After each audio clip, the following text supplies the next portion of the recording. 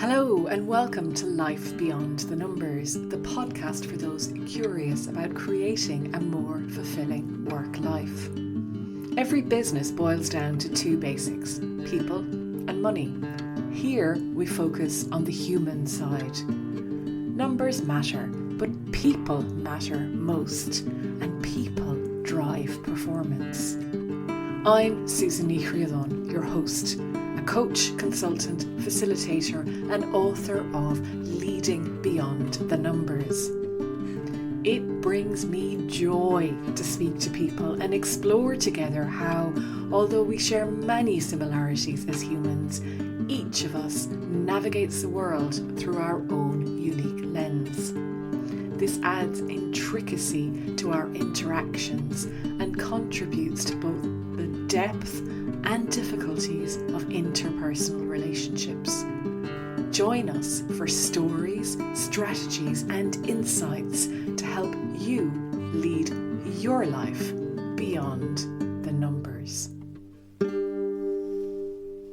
Hello everyone and welcome. Today I've got my lovely friends and colleagues David Lee and Susanne Evans with me for one of our regular conversations. And today we are going to be talking about burnout. So this came as a result of a number of conversations that we had, not just about personal experiences and things that we've heard about from other people, but also because we felt we were starting to see a lot more conversations about burnout in our various platforms and social media that we are involved in. So we thought it might be an interesting thing to talk about. So that's what we're going to talk about today. Let's first of all take a bit of a deep dive into what burnout actually is, what our understanding of it is from the outside and also the inside. So David, I'm going to go over to you first. Would you define burnout if you had to explain it to somebody? Yeah, speaking from personal experience, like feeling exhausted and loss of interest in what before was something I was really passionate about. So a feeling of going through the motions. And I remember, like it was yesterday, and it was a long time ago, I was doing a workshop and I can't remember what the topic was. And I said something like, the majority of people in America live for the weekend. And as I said that, I thought, oh my God, I'm now part of that majority. And I was sort of like the last one to know until I said it. So that, I mean, those are a few things that come to mind, especially the exhaustion. Like there's no energy, no mojo to do anything, be curious, be creative, really care, etc. And that is obviously a really different way for you of being, because my experience of you is that's not you.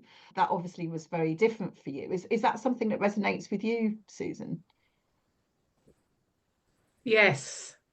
And like David, it's quite a long time ago that I went through what I only realized long after was called burnout. I mean, at the time, I had no idea what was going on. And I think for me, there was perhaps a loss of identity mostly. I was a bit listless and without a purpose, I think, perhaps, but not conscious of that. And I also had a really tough year. There was a lot of things going on in my life, but it manifested in just complete exhaustion. And I was doing a course at the time, I remember. And it's funny how something stays with you, isn't it, Dave? It's something that somebody says, but there was somebody talking about how to spend a good day or how to get stress relief or something like that. I can't remember the topic exactly, but they asked us in the group what we do to relieve stress at times. And the thing I remember thinking about was chopping vegetables. And I still do. I still find that quite, because you have to think about it. So it focuses your mind. It's very good to use your hands and stuff like that. But after that class seminar, I began to cry because something, I don't know if that's what tipped me over the edge, but something I just began to cry. And I cried that whole night pretty much and into the next day. And I didn't know what was going on. I had no idea what was going on. We talk about being grounded and feeling grounded. There was no ground, I think is the best way of describing it. And I remember I sent an email to the head of HR and said, look, there's something wrong. And clearly, I don't know what's going on. And they said, you can go in and talk to somebody. So I went and sat in front of a counselor. And like it was a week or two later, perhaps, by the time I got an appointment. And it was a horrible experience. This person just did not help in any way, shape, or form. I think the relationship means so much in anything like that. All that person seemed to want to do was to line me up for the next conversation.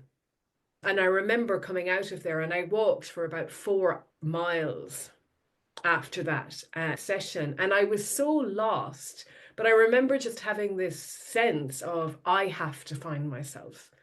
Now, it was a really long way back. And I'm sure that I got back into doing things. I took time off and all of that before I was ready, because I did it all alone. And it took me a really long time to be able to talk about this without crying, without my whole body kind of going into a state of shock almost. But I remember people saying to me afterwards, we knew there was something wrong. We didn't know what to do. I've read about that since, that one of the things we do as humans when we most need other people is we push them away, and it's very hard to break in. And I would say that that is probably a very strong sign on the outside of burnout, when there is someone that won't let you in, that usually does, or you can't tell what's wrong with them. And a couple of people tried, and I can remember just like, because I didn't know what was happening. And that was my only way of protecting myself, I guess, at the time. The one, I know we'll probably come back to this later, but the one benefit of all of that, I would say, from my perspective now, is my body never, ever let that happen again. So anytime that I was in a stressed state at work, or things were getting to be too much, and when we start using those two words, I would get sick. So my body would stop me prior to going down that slippery slope into nothingness. And I don't think I've spoken about this like this before, actually. And I didn't write about it in my book even, because I still don't know really where it came from. I have ideas, and I don't know that I have the words always to describe the experience. So thank you for letting me attempt that here today. I'm curious. I think it could be really helpful to people if you're able to like revisit the HR person not being helpful. Do Oh, you, sorry, it was the counselor, the I'm HR sorry, oh, person. I'm sorry, the Yeah. counselor. Do you remember like some of the specifics of what she did that wasn't helpful and what could have been helpful? So like for people who want to be helpful to in this case, it was a client, but a loved one. I remember I went in and I sat down, and I can't remember what she asked me first, but I just started crying because I didn't know what was going on. And she looked at me and she said, "Oh, you're very tearful, aren't you?" It's like, oh my God, what is wrong with this person? Like, really? And then she kept, there was a clock behind me, and she kept looking at her clock. Like, she kept glancing at her clock. And I really felt like she was not listening to me at all. That's what I remember, David. I don't remember anything else about the conversation. I just remember every time I say something, she'd say, well, we'll pick that up another time. So I felt very dismissed of my experience, not really able to just talk or cry or whatever I needed to do, express myself, and being kind of pushed along. Mm. And that was the sense for me. Now, again, I think a relationship is so important. So if that wasn't the right person, now I would have gone and found somebody else, But at the time, there was kind of stigma as well associated with it. I didn't really tell anyone that I had gone to talk to somebody. It was all a bit hush hush under the radar, and there wasn't much choice either. People weren't talking about mental health. I would say this is probably 20 years ago now. So it's quite a while ago. Yeah. Well, thank you so much, both of you, for sharing that, but particularly for you, Susan, if that's the first time you've spoken about some of these things. I think it's really interesting. I'm glad you told the point about people noticed, because that was going to be my question about, for both of your cases, did people notice, and what did they try and do? And I guess that's from two perspectives, really. One is, how can you know if someone is going through this? So if people are listening, how can they know? But also, how can they help? And I think that leads on to what you've just been talking about, Susan, which is listening, isn't it? And what about you, Suzanne? Have you had a similar experience, or have you witnessed somebody as well? I would say for me, it's been never total burnout. I certainly don't think that's happened for me. I think I've edged close to it on a couple of occasions, and I've managed to escape. When I was doing my PhD, I reached a point with it where I fell out of love with doing it totally, wasn't interested. And I was overwhelmed with work and family life, not anything in particular. It was just too much to do. I couldn't have put my finger on what the issue was really, but just overwhelming. And I took the decision to stop. And I took a leave of absence for a year from my studies and just focused on everything else. I didn't even look at any work that I'd done. I put it in a cupboard and shut the door on it for a year. And that for me was my own decision to do, but it felt awful because it was the first time I'd ever walked away from anything. It felt like utter failure because I just thought I can't do this anymore. And if I don't stop, something's going to happen. That was kind of the feeling that I had. So I walked away from it. I had no contact with anyone at my university for a year, and I just carried on living my life like a normal person, and it was fine. And I did go back to it, but the first day I walked in and met my supervisors again, they both said, we didn't think we'd see you again. We thought that would be the end, because they could tell that I was finding it so difficult. But during that time, I got some support, and I went and I saw a coach, and we did a lot of work together, and she was the one who helped me understand all of the things that have been going on for me and gave me the ability to get back on the horse, so to speak. And so that was invaluable. And then the second time is actually more recent. So I think after my book was published, I started to struggle again. And I've spoken to you about this before, but like finding it impossible to switch off.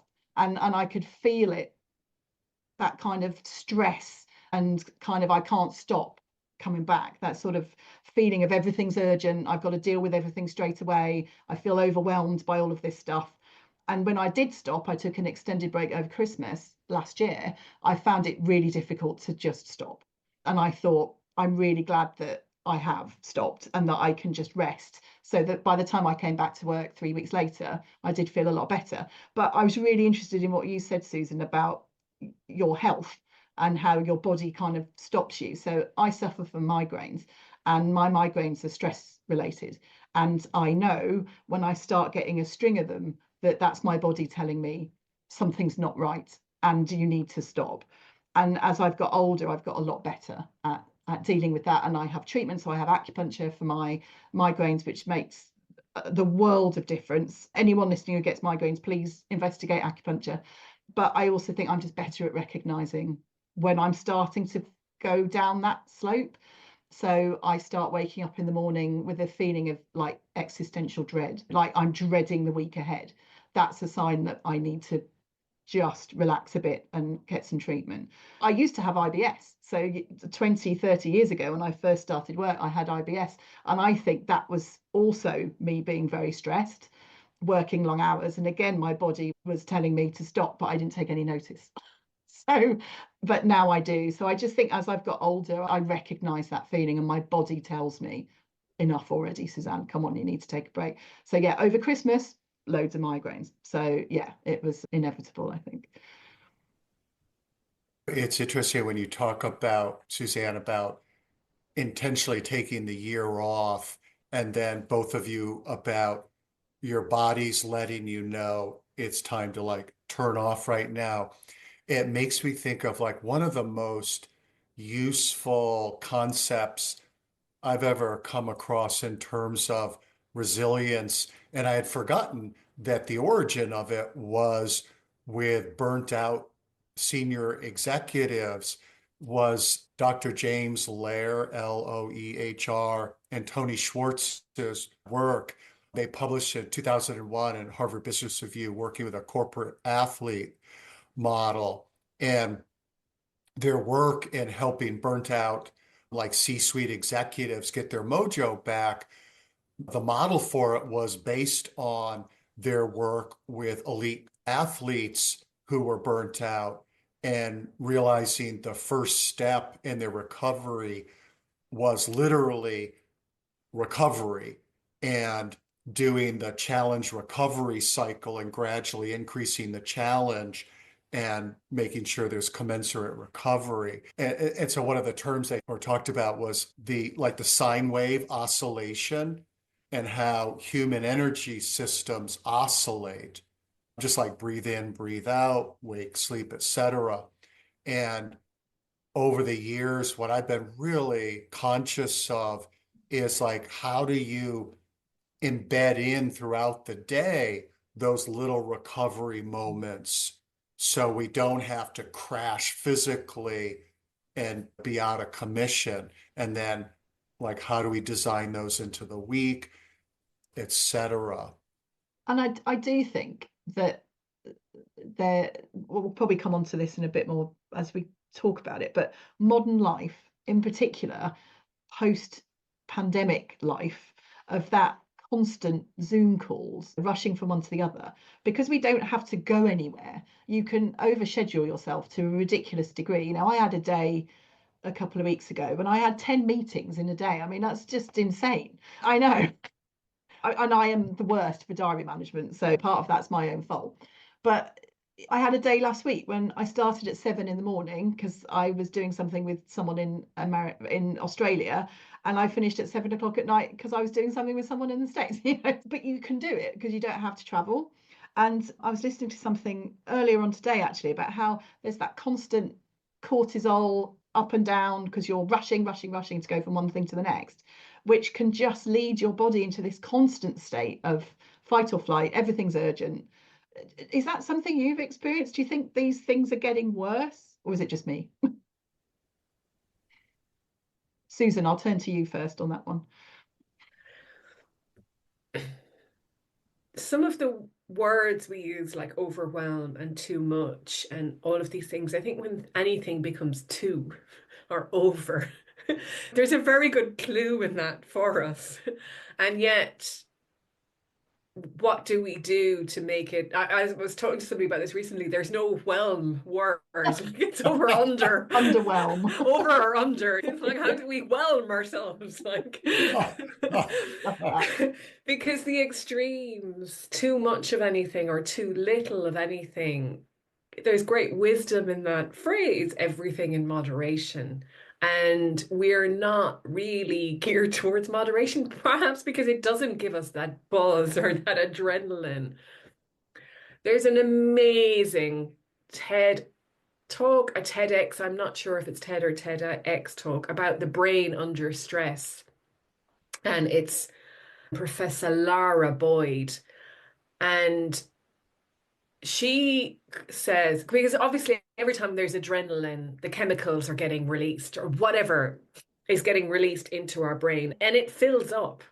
And if it's a constant thing, when you've expended the energy, if they're not matched, the level of the chemical and the energy, then there's excess chemical and it has to find a place to go.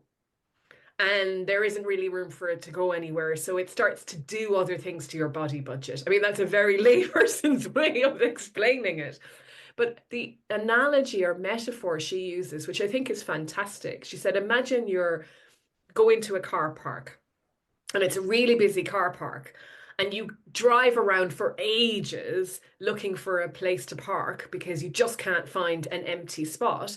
That's what it's like when your brain is trying to work with too much adrenaline in it. So there's no room for a new idea. There's no room to think about a new way of doing anything or anything like that. It's just constant driving around looking like for a space. You don't even think I should go to another car park because you can't. And I think that's a really simple way of thinking about the stress. But that wasn't the question you asked at all, Susanne. But I think the thing is, everything's relative, was what I was going to say. So 20 years ago, we didn't have this always on culture that we have now. However, I was working overseas in some quite remote locations. I responded to an emergency. I responded like to the tsunami in Sri Lanka and then the earthquake in Pakistan later that year. And I was in a situation where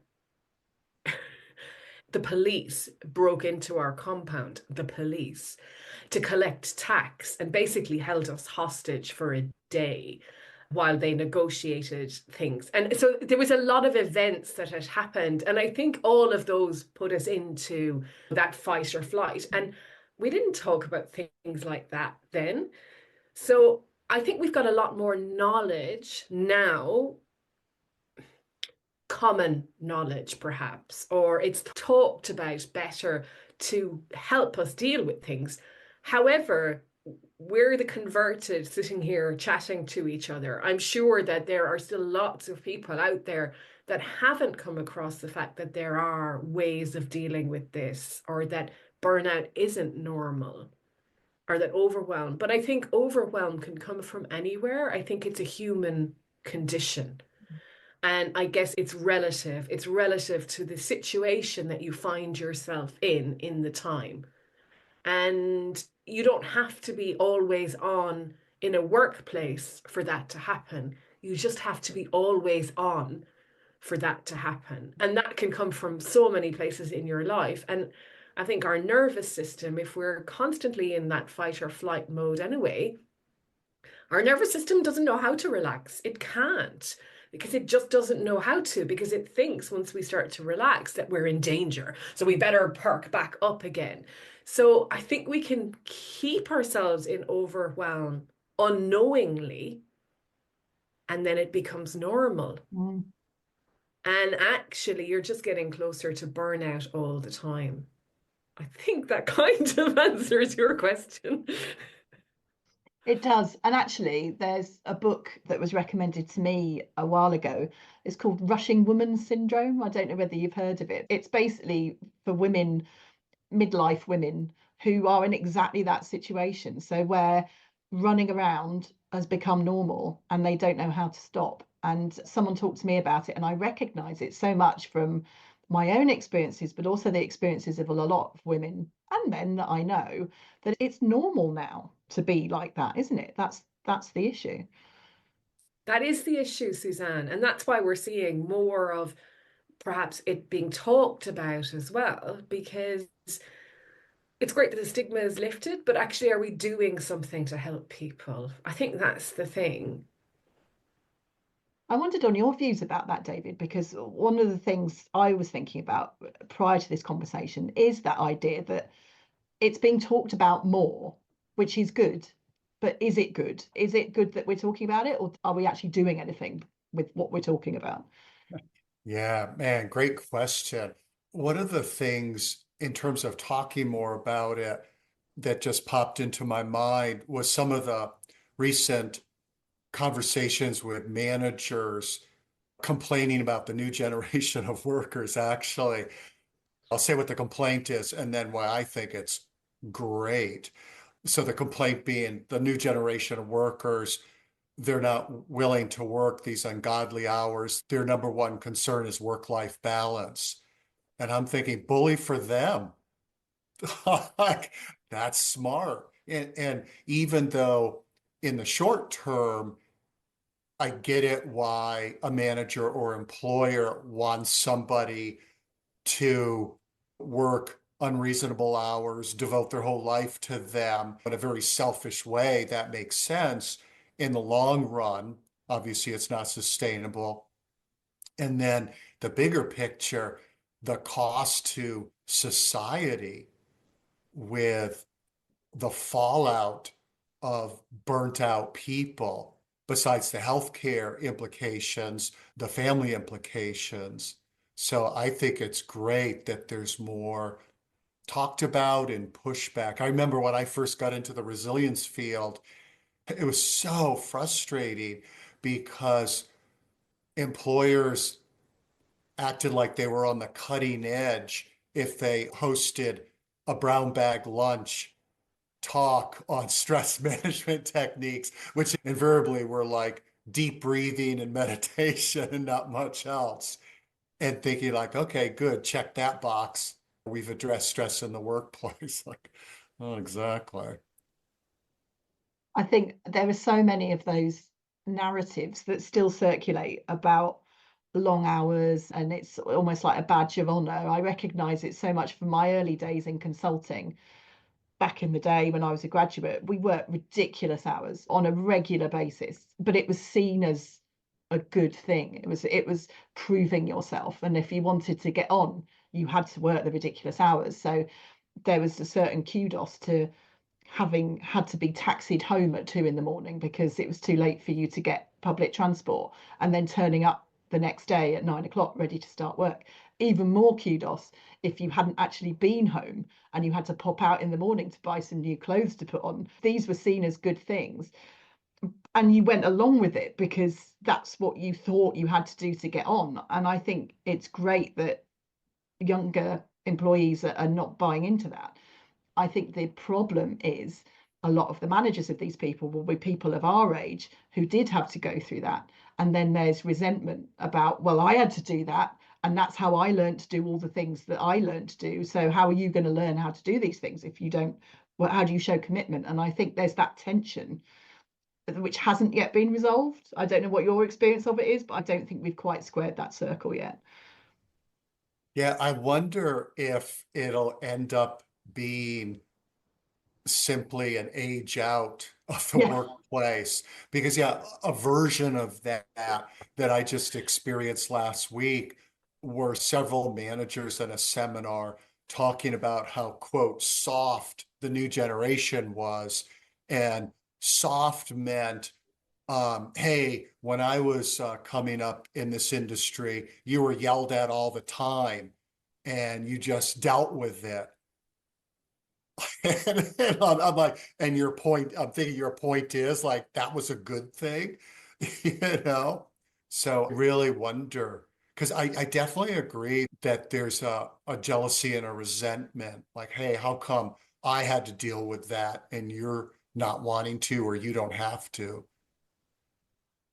Yeah, and I think possibly a lack of recognition at how damaging that. It's not good to have had to have experienced that, to be shouted at, to be expected to work all the time, to miss Christmas. I mean, all these things happen to me and people I know because of work. That's not a good thing. We shouldn't be wanting to perpetuate it. It's good that that's in the past. We shouldn't be expecting people to still do it. Yeah, one of my beliefs is the psychological processes that have to take place to endure that type of workplace and work experience. It so numbs a person out. It's like the only way you can survive that is to be numbed out and pretend to yourself that that's no biggie. And so you get to the point, the saying, you believe your own press, get to the point where you actually believe that craziness. Mm. So, and then I think also, I think Susan, you and I have talked about this. Kind of a corollary to that is like the super alpha male hard charger who rises through the ranks and took a lot of crap rising up in order to rise up and dismiss how humiliating that was. Like, oh no, that's no biggie. It didn't bother me. That's just guys being guys, because that's the only way to resolve the cognitive dissonance of allowing yourself to be treated that way. You convince yourself it's no biggie. And so you're so emotionally out of touch with yourself you can't help but be emotionally out of touch with your impact on others and other people's distress. Yeah, and you're going to work from here up. You have completely disconnected yourself from your body and the sensations that happen inside of yourself. Like they're just dismissed. And you've normalized stuff. Like that's what you're saying, really, isn't it? If you numb things out or the behavior, you've just seen, or like you said, Susanne, 2 o'clock in the morning, taxi, back in at 9 o'clock. It was normal. Yeah, well, You know, everyone did it. yeah, and like you kind of, oh, got a pat in the back or whatever.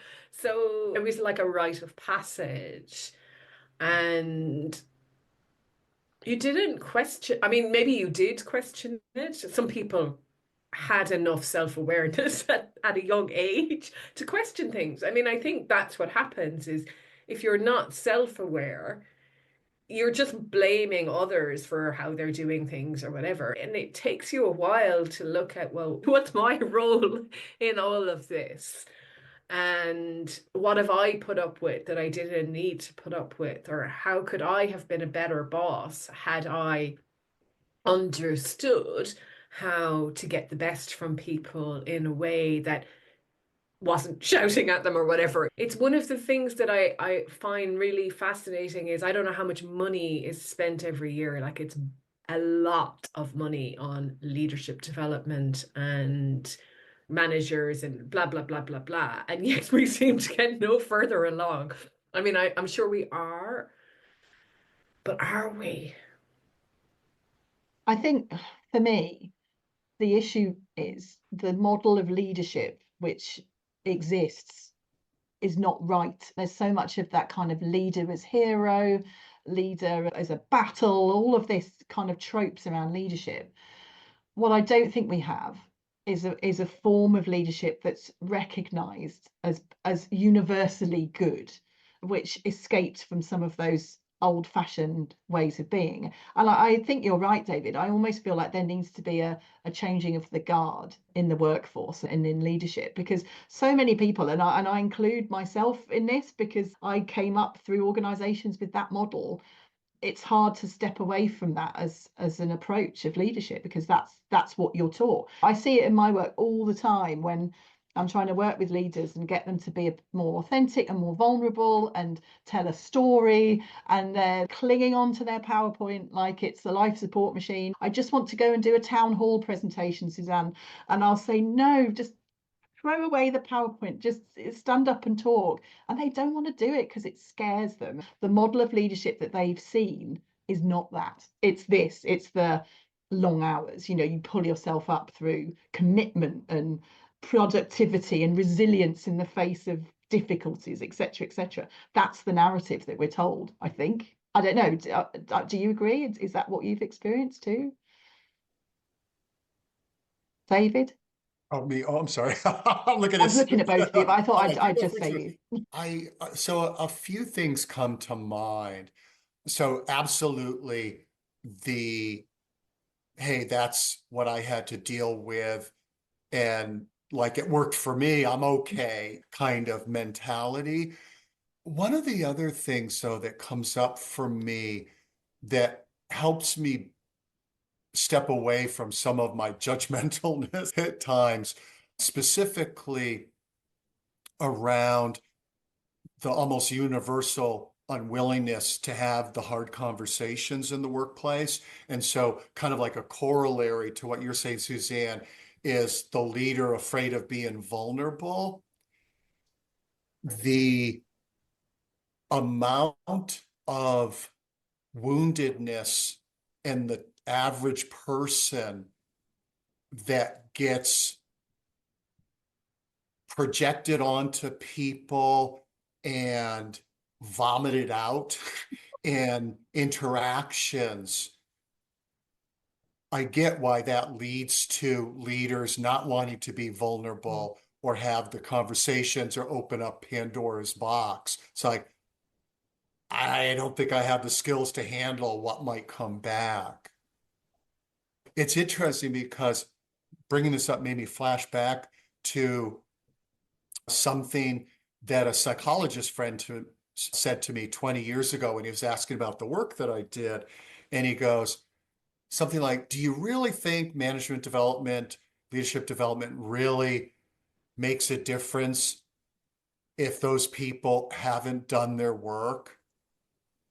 And I'm like, good point. And just a quick example that I'm flashing on that I remember doing some consulting in an organization where the new leader, who's a great leader, took over from a 30-year tyrant.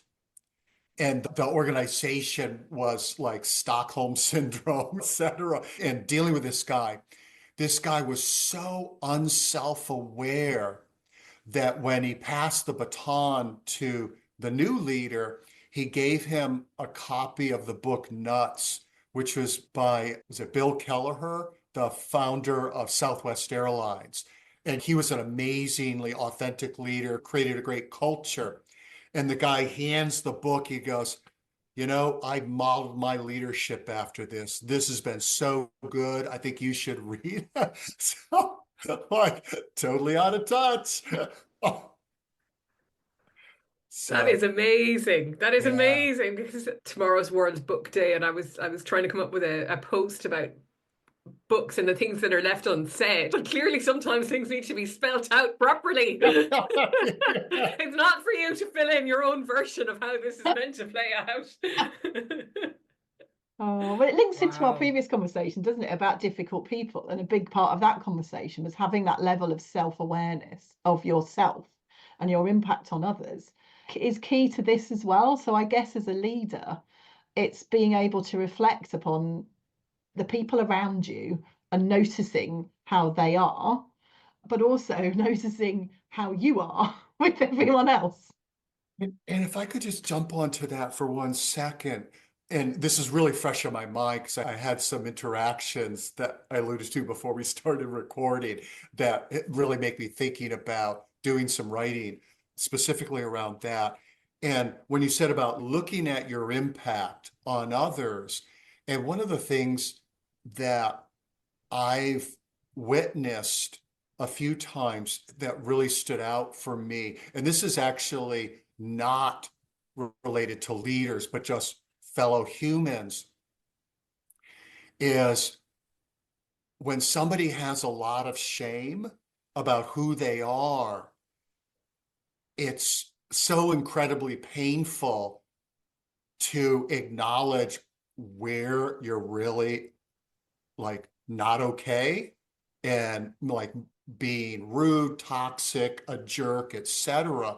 To acknowledge that, or let's say a lesser version, is so painful at the soul level that it's like no way can they either hear that feedback or self-reflect.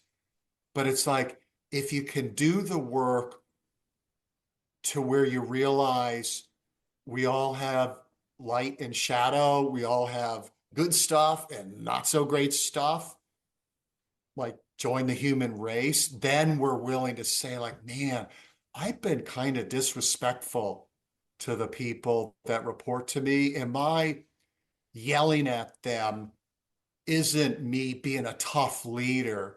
It's me just being a really rude, disrespectful jerk, and it's not okay. So I'm going to have to work on that. Mm. I read something earlier today, which I actually shared with both of you. So it was an article from The Guardian, which Helena Clayton shared on parental burnout. And it was pointing to the root of that is this perfectionism. So this desire for everything to be perfect in one's life. So, you have to be the perfect parent, you have to be the perfect employee, you have to be the perfect wife, husband, brother, sister, whatever. And all of this builds up impossible standards for people to live to.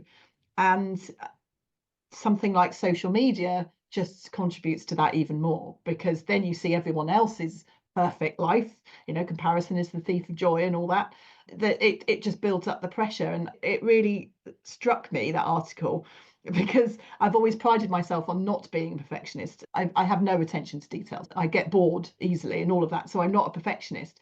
But I've thought for quite a long time that perfectionism is at the root of so much stress that people experience. And in this article, it actually said a key thing that you can do to reduce burnout in yourself is to lower your standards, which I thought was quite interesting. That actually, if you're more satisfied with less perfectionism, your life will be a lot less stressful. I thought that was quite interesting. I don't think either of you are recovering perfectionists. I'm not sure. No, but I do have very high standards with things. I mean, I'm sure everybody does. That's the thing. There are certain things that we will hold ourselves to a very high standard. And that can be self-defeating for sure. And I think can cause a lot of stress if you haven't shared the standard with the person that you're expecting to work to the standard. And I think that's often the mismatch of expectations that you find in a workplace, that I ask you to do something for me, and what I expect back and what you give me back may be very, very far apart. And both are at fault in one way. One of us for not checking what it is you really wanted from me, and the other one of us from not showing you what I really wanted.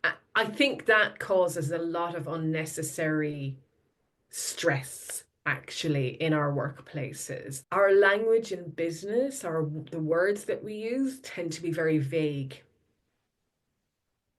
And there's a lot to be said for precision. And this isn't precision to be perfectionist, but precision about what is it that you actually want me to do, and how would you like it to look, and when do you need it by? These kind of things that we tend to just talk around.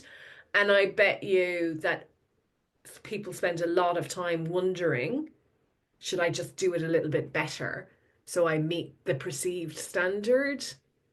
And it can still be very far off.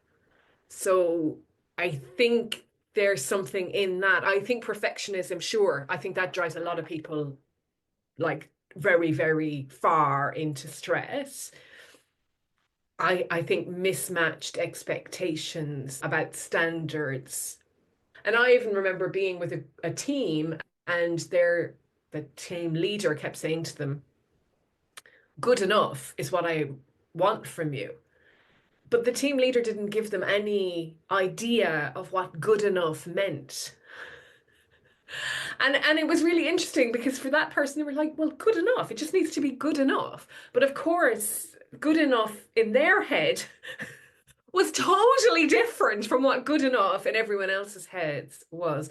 And that's the other thing, is we all have such a different perspective. We don't share perspectives. And while we share a language, if we're not precise about the language we're using, then we don't know what the perspectives are. And that's what I think causes a lot of angst in our workplaces.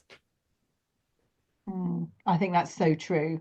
I find myself saying a lot, success, not perfection, to clients, but what does that mean? I need to be able to describe what success looks like.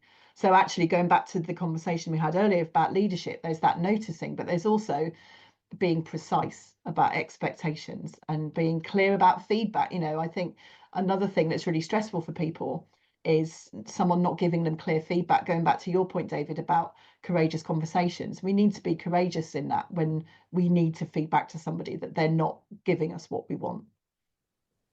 Man, so true. I think the two biggest skill gaps that I've seen over the years in general with people, but we're talking about leadership specifically, is one, creating psychological safety so people with less power are willing to speak up. And then number two is speaking with clarity and specificity around setting expectations and giving feedback. So absolutely. And that's one of the things that I'll say when I'm working with managers is two of your best friends, if you want to be a good manager, are so for instance, or so for example, and then give an example, give a specific example, or tell a short story about what you mean by good enough, or showing initiative, or being a good team player. Man, I'm so on board with what you're saying there. Yeah. So there's a big role for leadership and managers here in leading in the right way and noticing how their team are doing. But if we suspect, or if someone listening to this suspects that someone close to them or colleague is burning out or is on the edge of it, what should they do? How do they support that person? Susan, what do you think based on your experiences? Not just for you, but what you've seen, maybe? You somehow have to get that person to open up if you suspect there's something. And that might be actually talking to somebody else who you think might be better as relationship with them. Not necessarily talking behind their backs, but like going to somebody saying, hey, have you noticed that Susan is blah, blah, blah these days? And can you have a word with her? Now, I think it's also, I suppose it depends. Some people will like a very direct approach, like, what's going on? And other people might just prefer to say, I noticed last week, normally you would do this when this happens, but this time you reacted in such and such a way, or you didn't come with us to lunch or whatever. Is there a reason for that? And I think it's trying to have an open-ended question without being accusatory. Because I can remember that that's what people were saying to me. It was more, you're working too hard or something. It's so obvious. Like, of course I am. What the hell is wrong with you? You're kind of saying things to people that they already know. It's already going on your head. I'm working too hard. Yeah, like that's not helpful. It's kind of coming at it from a, how can I help? How can I support you? Can I take something off your plate? Is there something going on for you that you'd like to talk about? If you don't want to talk to me, is there someone else you could talk to? Because I can remember seeing somebody who I worked with and I didn't know well, but I absolutely saw in that person what I had gone through several years later. The way they reacted to things, I was almost like watching a mirror of myself. And I did tell their line manager, I said, look, it's not my place to have this conversation. I don't know this person well enough, but you need to look out for them because there's something not quite right here. Now, I don't know what happened. I left the organization shortly after that. But I think it's finding the person that you know is the other person's person, because there's always someone in the workplace. And if it's you, if you listen to our stories today and you start to think, oh, there's something going on for me, take action, do something for you, do something that reminds you, I think, of who you are is really important. Get outside. I think that's a good place to start. Take a week off. That's a good place to start. But do things to start to recharge your battery, not what anyone else tells you to do, but the things that you know bring you some joy or that give you a spark in your eyes, that twinkle. And I think once you can start finding your way back to yourself, if you can't find that twinkle or spark, then seek out help. Absolutely seek out help. And whether that's with a coach or a counselor or a psychiatrist or psychologist or your GP or somebody, the thing is, don't let it go too far because it is a really long way back. It is a really long way back. And yeah, so take action. Thank you. What about you, David? What things have you learnt in terms of support that you would have liked or support that you've given to other people? What do you think works? Anything else? Before I jump into, I just wanted to respond to some of the really cool stuff you just said, Susan. So last thing you mentioned about don't let it go too far. There is a famous book in the trauma field called The Body Keeps the Score. Yeah. And it's so important, I think, for people to realize your body will shut you down if you don't do it first. So better to address this sooner rather than later. Also, it's cool that you mentioned about go outside. YouTube just served up a video where this guy was talking about how foliage reflects infrared rays. And because of that, and I can't remember the study, but because of that, when you're walking in green environments versus like city, you get restored faster. And I'm sure there's other mysterious stuff going on besides that. But anyway, yeah, nothing like going out in nature. Yeah, just everything that Susan said, I'm just like, yeah, check, check, check. And what I try to do is have that balance of like being invitational. So like everything okay, you don't seem like your typical self, blah, blah, blah. And also not badgering the person. So like, so if I get either they're directly letting me know, don't want to talk about it, or I just get the feeling, then it's like, hey, that's cool. But if you ever want to, like, I'm here for you. So that balancing.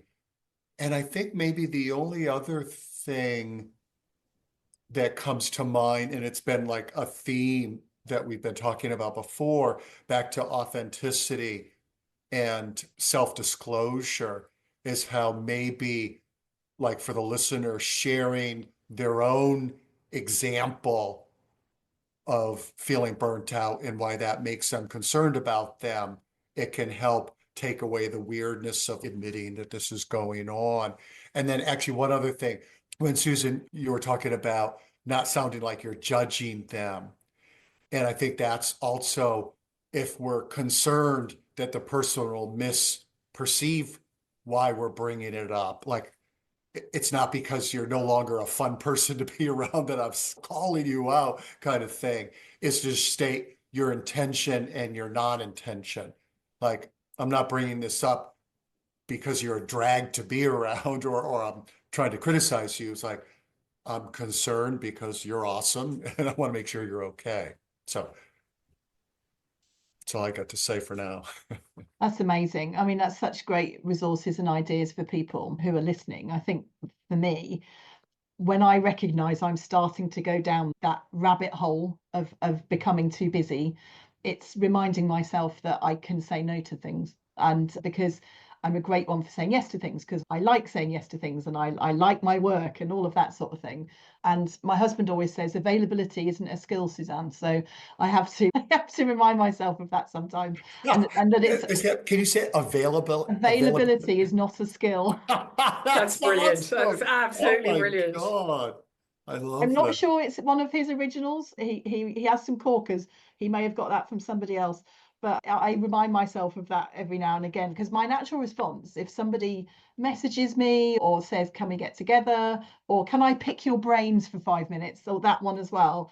And my natural response is to go, "Yeah, sure." And I have to remind myself, no, I manage my own diary and I do have some horrific days in it, like the ones I described to you, but they're an exception rather than the rule. And I think it's about reminding myself of that when my diary starts to look really mad and I can feel myself starting to get a bit stressed by it.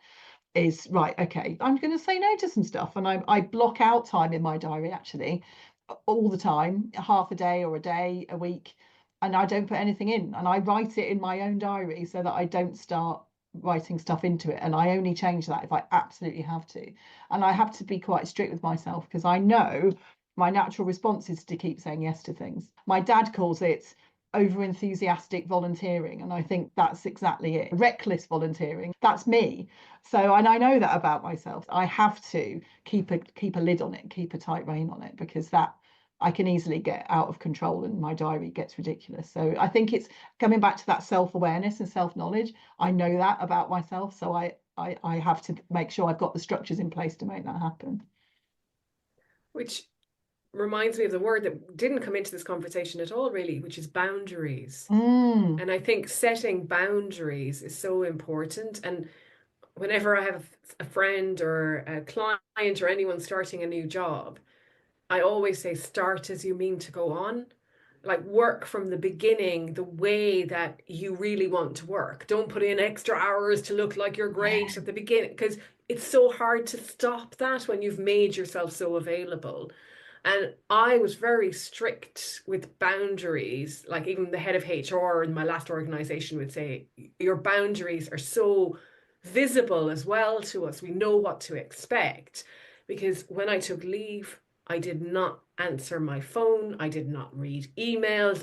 But I told everyone. Of course, everyone else said that too, but they always did. And once you let that go, we all push boundaries because we learn that as kids to push boundaries. So we do it forever with people. And you're the only one that can set your boundaries. And I always find people respect them once they know they're there. It's exactly what you were saying earlier about that clarity of expectation. I think we need to be really open about that. If we don't work on Fridays, we don't work on Fridays, and you won't get anything out of us. If we have an out of office on our emails, you don't respond to emails, because the minute you start responding to them, people think, oh, well, she's on holiday, but she's just responded to me, so I'm going to keep going. And you're right. And I think when you run your own business, as we all do, you have to be even better at that, because it's so easy to say to yourself, oh, well, I can't switch off because I run my own business. I hear that all the time. I never switch off because I run my own business. Well, at some point, you're going to collapse because you can't be on all the time. I took my emails and LinkedIn app off my phone just before Christmas when I was going on. I had 3 weeks off, like you that time, Susanne, and I haven't put them back on. Oh.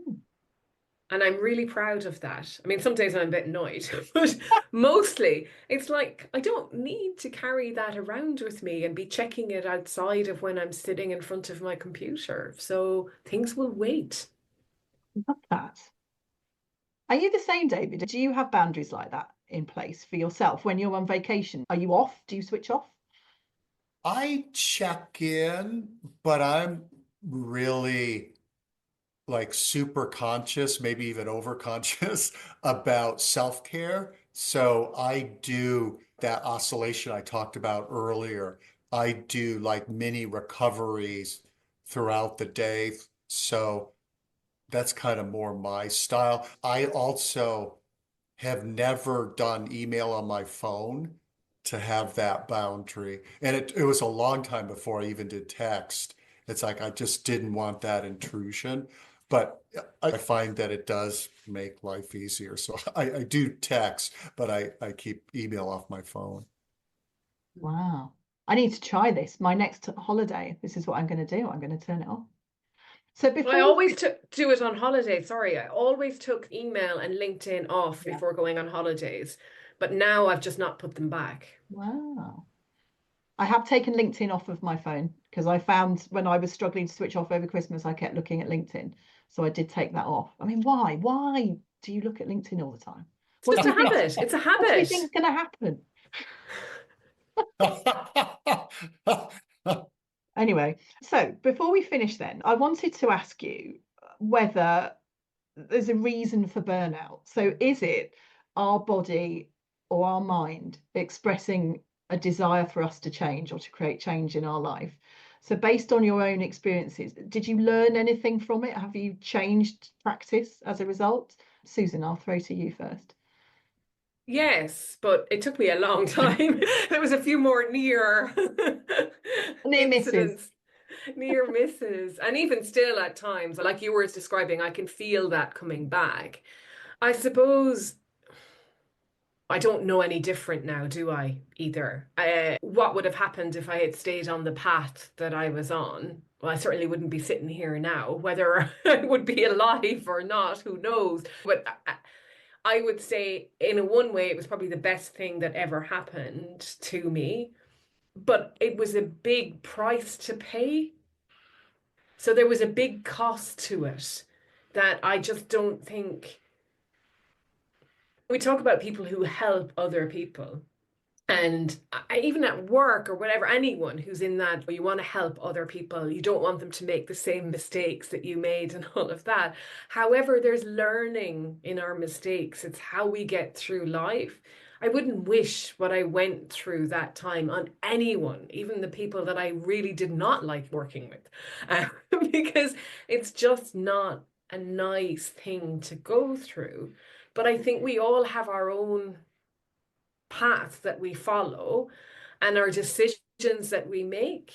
And if we're not making the decisions that are best for us and our body, then our body will take decisive action for us. So if you can learn to listen as young as possible, then you're miles ahead of some of us here still trying to figure it out. Yeah, nice. The process of burnout is unpleasant, and you don't want to experience it. So actually the learning is to stop it before it gets to that point by noticing.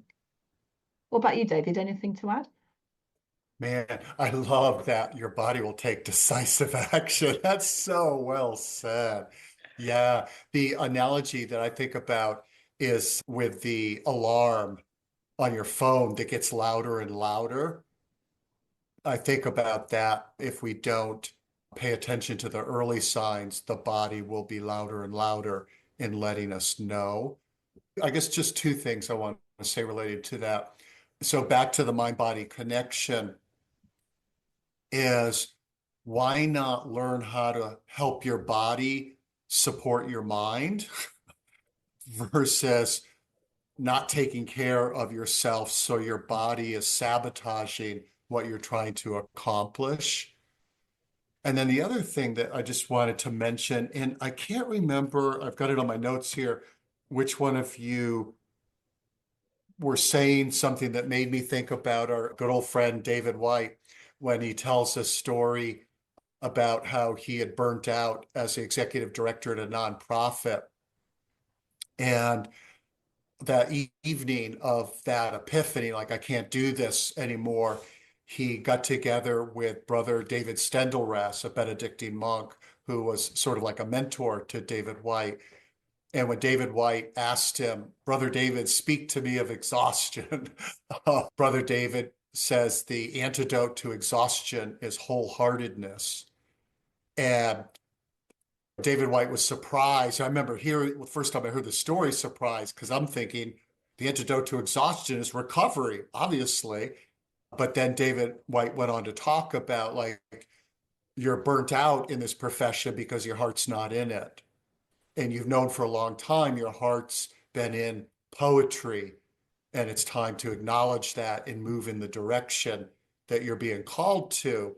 And then I know, Susan, you know the wonderful Rilke poem, The Swan, where then Brother David, do you know that one too, Suzanne? No, I haven't heard it. Oh, okay. And then Brother David Steindl-Rast reads Rilke's poem, The Swan, and the image that it depicts is the swan clumsily trundling across a lawn, looking like super awkward. But the moment it sets itself into the water, it becomes this regal creature because it's in the environment that it's supposed to be in. And there's a wonderful line where it says something like, the swan is pleased to be carried. And I love that because it was passive.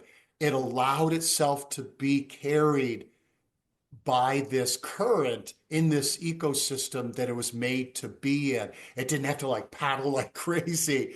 And it's like, when we put ourselves in an ecosystem that allows us to thrive, we thrive. Mm. And so that's such an important part of the leaving burnout into thriving. I love that. I need to look that one up. I've got David White's book on your recommendation, David. It's just wonderful. We were talking earlier about resources and books we can recommend, but his meditations are just fantastic to read. Any other books, resources that you would recommend, David? You've recommended Your Body Keeps the Score, which is a truly amazing book. Any others that you would recommend? Yeah, actually, I'm only like about a quarter of the way in, but oh, is it awesome?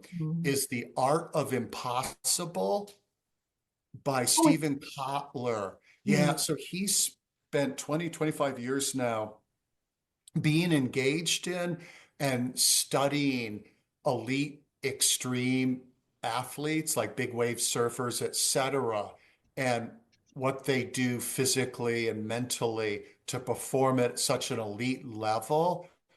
And since I know all three of us love science and good stories, he has the combo there. It is stellar. I thought you were going to say the three of us are elite athletes for a minute, and I was about to fall off my chair laughing. I love it. That's awesome. But yes, we love the science. Thank you for those. I always leave our conversations with more books to read. Susan, if you've got any other resources or books you want to add? So earlier on, David, you talked about the work of Tony Schwartz and Jim Loehr. And that book, The Power of Full Engagement, is a great book. And for what a lot of what we've talked about today, I think they go through that in that book. And then the other one for me, it's funny because you talked about the art of possibilities or something. Impossible. Impossible. Well, it's The Art of Possibility by the Zanders for me. I love that book. And the reason it is because what you were talking about, the wholeheartedness, David, and I was saying, look for the twinkle in your eye, and he talks about shining eyes, seek out those shining eyes. And I think when there's something that makes our eyes shine or sparkle, twinkle, whatever the word is, there's a message there for you. Go follow that. Yeah. That's the key to wholeheartedness. And when your eyes are dull and everything's dull, then time to move on. Very good. I think one that I've been dipping in and out of for a couple of years, actually, it's called Conscious Creativity by Philippa Stanton. And that's a lovely book about being more creative in everyday life. And so she offers guided things to do around different themes. So you can go out and you look for loads of things that are the same colour, and then you arrange them on a table and you take a photograph of them. So that's a book that I dip into when perhaps I am feeling a bit too much in my head and not enough out in the world, that wholeheartedness. And I find that's really good. And there's things to do when you're out on a walk or things to do if you're out in nature. So I find that really good. And I've just started reading on your recommendation, David, Wonderful by David Pearl. That's something that I'm reading. I think that was one of yours. And no, actually not. No. Was it you, Mine. Susan? Okay. So I'm reading that, and I think that's an interesting one as well. I think around just taking yourself off in a different direction and doing that kind of getting outside notion, wandering about. I'm finding that very insightful. So that's a good one. Yeah, I think it's great to go out with a question and look for things outside that you just, you would never really, we think the answer is sitting in one place. It's not. Really isn't. No, get out. Isn't. Get out the office. Go and do something else. Thank you both. Availability is not a skill. It's not a skill. No, really is not. Take that one with you. It's been great talking to both of you, as ever. Thank you for all of your insights. Thank you too for sharing your personal experiences of burnout. I think I found it really interesting to listen to, very moving, and I think other people listening will too. I really hope this speaks to people and helps some people recognise how they're feeling at the moment and get some help if they need it. So thank you both, as ever. Thank you. Well, this is what puts the shine and sparkle in my eyes. So good. It's great to have these conversations with you both. I love them. Me too. Me too. Thank you both. Thank you. Thank you for joining me today on Life Beyond the Numbers. If something in this episode resonated with you, I'd love to hear your thoughts. And if you've enjoyed this conversation, please take a moment to leave a review. It helps others like us discover this podcast and join in our conversation. Until next time, keep exploring the human side of work life.